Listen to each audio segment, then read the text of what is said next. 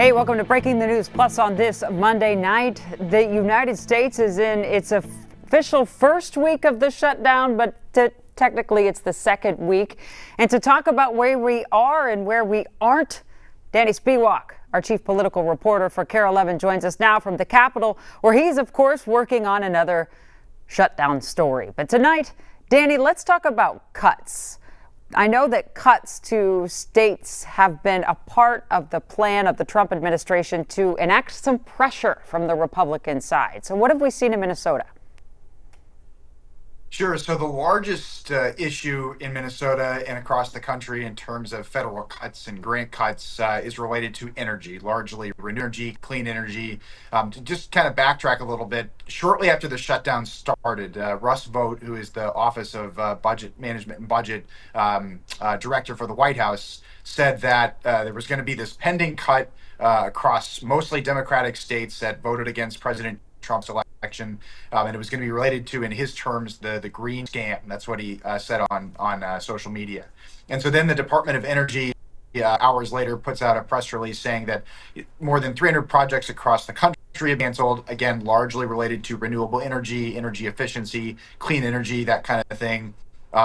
We, of course, did a story the first day that it came out last week. But in the days since, we've started to learn a little bit more about just exactly which projects in Minnesota included. We now have a list from both the U.S. Department of Energy as well as one of the congressional offices in Minnesota that have a little more detailed breakdown of projects in Minnesota that are being canceled. So we can tell you that it's about 12 grant Minnesota, 12 projects that have been terminated by the White House. The largest one is a more than $400 million grant to the Department of Commerce for upgrading electrical transmission lines across the Midwest.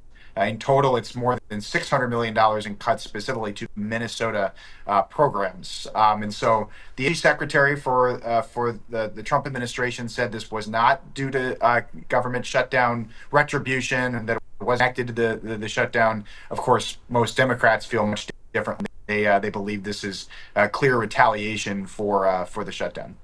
Yeah, probably based on the timing of it, but it does pose an interesting question. And you brought up Russell Vought, OMB. He is a man who has staked his entire career on getting spending down, and now he has kind of an opportunity to do it. Very different than Elon Musk. This is a person who has definitely studied economics and budgets for a long, long time. So was this part of Vought's plan anyway? Is that what the administration is saying? They were going to do it regardless? I think that's certainly the view from many of the Democrats in Congress and inside the federal government. And that was the initially, several months ago, the Democrats decided not to pursue a government shutdown was because, at the time, the leader Schumer in the Senate, had said that, hey, if we shut the government down, then they can kind of free rein to do whatever they want. Now, of course, when you talk to the Energy Department at the federal level, they basically just say this was not advancing the nation's energy needs. It wasn't good for taxpayers. We're trying to shift our priorities. And you've seen that across the Trump administration. I did a story several weeks ago about the cutting of school mental health grants. And they had said it's not that we're against having practitioners working in schools in terms of improving mental health. It's just that the ones that the Biden administration put forth were not good, and we're doing other ones. So it's like a shift in spending, shift in priorities is sort of the view of the Trump administration. But, the Commerce Department in Minnesota believes that it's actually illegal. That's what they said last week, was you can't just get rid of appropriations that were given by a previous president, that it's not constitutional. And so certainly there could be many legal challenges based on the energy grants being cut. And there have been challenges in terms of other parts of the government where these cuts have been enacted, whether it's by Russell Vought or other entities. The grants that have been cut or frozen in Minnesota, do those directly affect Minnesotans in terms of jobs or cost of energy in their homes? Certainly, if you ask proponents of these projects, they certainly believe that this will drive up energy costs and impact the line. The largest grant, the $464 million to the Department of Commerce, was really, in many ways, to just sort of up the electrical transmissions, the grid across the Midwest. So it impacts not just Minnesota, but also Kansas and Missouri and Iowa, Nebraska, the Dakotas. And so it's kind of a regional thing. And and a lot of it based on trying to reduce the probability of there being a blackout, or losing power in some way, and just trying to kind of improve the efficiency of the system. And then there were other programs. Xcel has a program in Becker that was battery storage, so they're going to use renewable energy to be able to store energy in a different way, and that's being cut. That's in Representative Tom Emmer's district. He's the Republican majority whip U.S. House. And when he was asked about that last week, somebody had asked him on a press call from our partners at NPR, have you talked to the Energy Department about that, given that it's in your district? And he said, why would we talk to them? This is the Democrats' fault for shutting down the government. Most of the criticism, all the criticism has been from the left side of the political aisle. You haven't heard Republicans coming out against the cuts, even those that are within their district.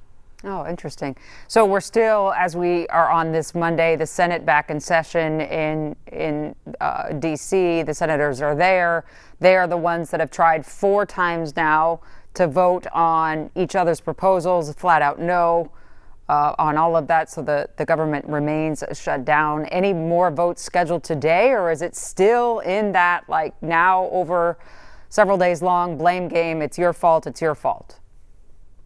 It looks like there could be potentially some movement in the Senate on a vote, but it doesn't appear that the two sides are any closer to resolution.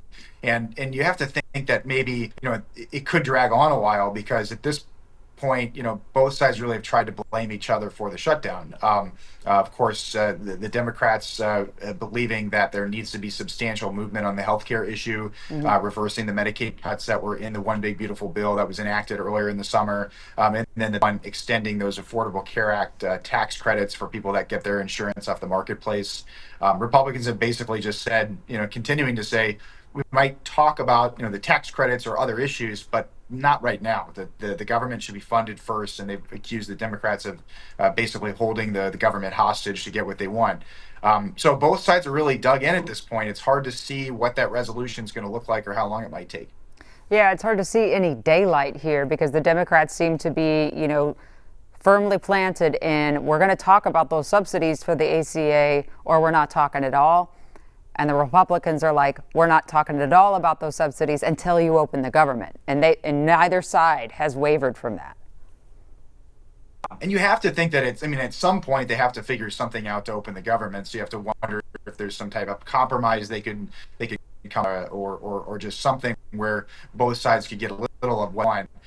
But it is hard to predict at this point, and it doesn't going to be ending anytime soon. Sobering Monday. Not a lot has changed except for the weather here in Minnesota. So, Danny Spiewak, we thank you for your contribution tonight. We look forward to your reports on KARE 11 over the air as well. That's all for us on Breaking the News Plus. We'll see you back here next time. Take care.